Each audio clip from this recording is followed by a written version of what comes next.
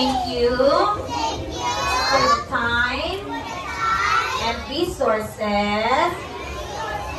that we have.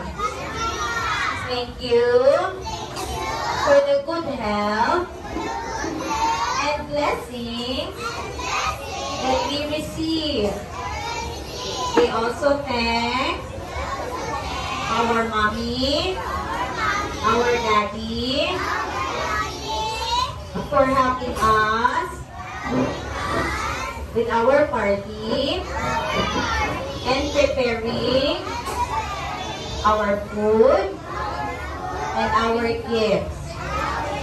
Bless us, O Lord, and give the gifts which we are about to receive from thy bounty through Christ our Lord. Amen. In the name of the Father, and of the Son, and of the Holy Spirit. Amen. Okay, can we have the parents of the girls?